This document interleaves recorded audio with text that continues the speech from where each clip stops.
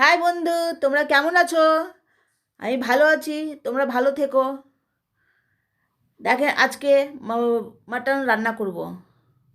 একবার মাটনের মতন দেখতে, কিন্তু এটা চিকেন। কড়াই বসিয়ে দিয়েছি। এবার সরষের তেল দিয়ে দিব। সরষের তেল দিয়ে দিলাম। এবার আলু কেটে রেখেছি। হ্যাঁ, দেখেন, আলু কেটে রেখেছি। আলুটা আস্তে আস্তে দিবেন, যেন গায়ে ছেটা না পড়ে।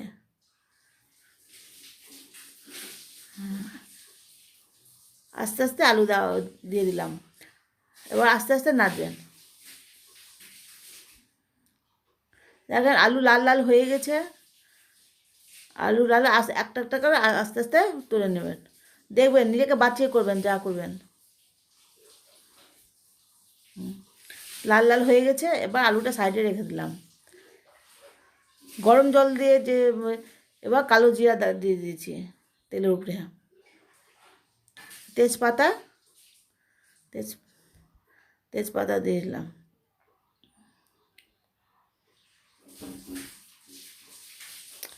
এবার চিনি 1 চামচ চিনি দিয়ে ওগুলো কালারটা ভালো আসে।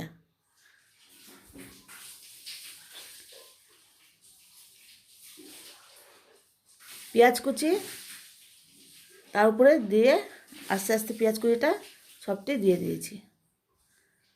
পেঁয়াজ কুচি আস্তে নাড়লাম, নাড়তে নাড়তে দেখেন নাড়া হচ্ছে আস্তে আস্তে। জিনিসটা লাল লাল ভাব যখন ধরবে, উপরে মটন চিকেনটা দিয়ে দিলাম।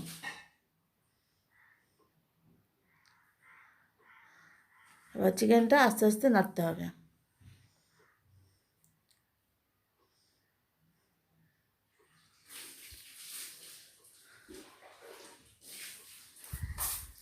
পরিমাণ মতো লবণ পরিমাণ মতো লবণ দিয়ে দিলাম। এবার ওটাকে আস্তে নাড়া, লবণটা যেন ভিতরে ঢুকে যায়। আগে থেকে লবণটা দিলে ভিতরে যাবে ওটা।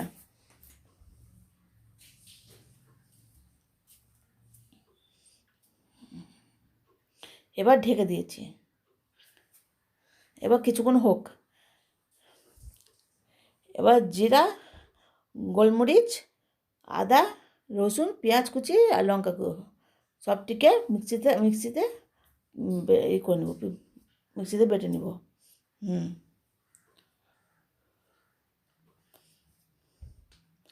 টমেটো কুচি, টমেটো কেটে রেখেছি। এবার হয়ে গেছে। দেখেন জল ছেড়ে দিয়েছে, ভিতরে ভিতরে সিদ্ধ হয়ে যাবে। জল দিতে হবে না।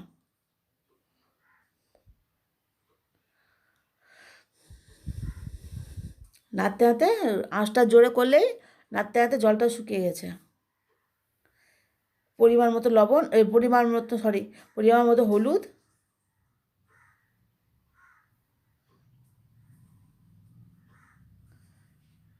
একটু গুঁড়ো লঙ্কা, 1 চামচ থেকে 1 থেকে 2 চামচের মতন গুঁড়ো লঙ্কা।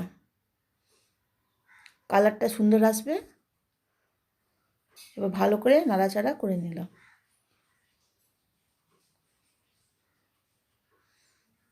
দেখেন, ভালো করে নাড়াচাড়া করতে করতে কালারটাও সুন্দর আসছে। তেলের উপরে চিনিটা দিলে রঙটা আরও সুন্দর আসছে, তার জন্য। এবার যে মশলাটা বাটা আছে ওটাও দিয়ে দিয়েছি। একটু জল দিয়ে ওটাকে ভালো করে নাড়তে হবে।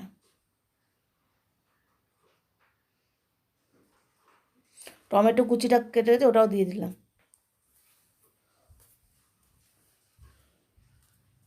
এবার ওটাকে ভালো করে নাড়াচাড়া করতে হবে।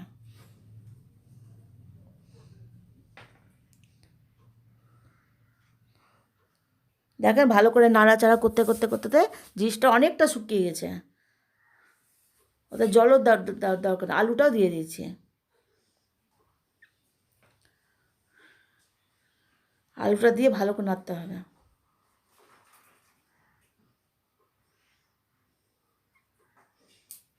না আলুগুলো ভিতরে ঢুকে যায় আর সিদ্ধ হয়।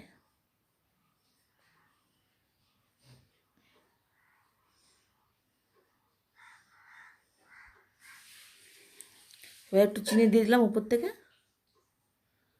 কিন্তু ভয় পাবে না, মিষ্টি হবে না, কেন চিনিটা অল্প দিচ্ছি। মাংস যতটা লবণ ঝাল হবে তত খেতে ভালো লাগবে। লবণ ঝাল বেশ পরিমাণ মতো সব কিছু দিলে টেস্ট হয়। এবার ঢেকে দিলাম, ঢেকে ঢেকে উপরে দেখেন হয়ে আসছে।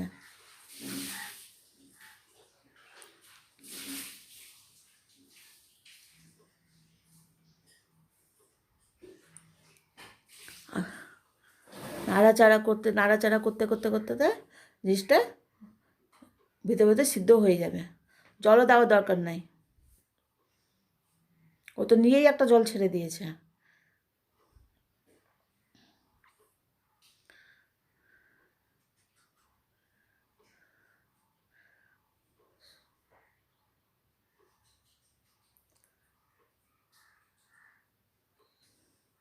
এবার এবার গরম মশলা হয়ে গেছে, এবার গরম মশলা দিয়ে দিলাম, বাজার যে গরম মশলাটা পাওয়া যায় গরম মশলাটা দিলাম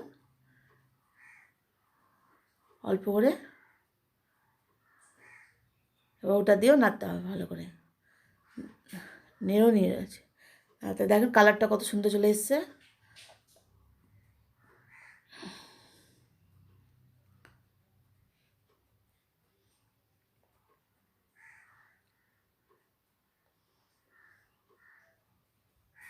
আলুটা সেদ্ধ হয়ে গেছে দেখে নিলাম, একটু করে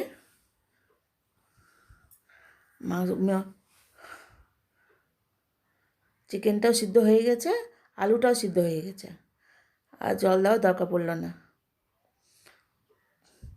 দেখেন কত সুন্দর দেখতে, মজার দোকানের মতন, হোটেলের মতন। যদি পছন্দ হয় লাইক কমেন্ট করবেন। নমস্কার, বাই, আই লাভ ইউ।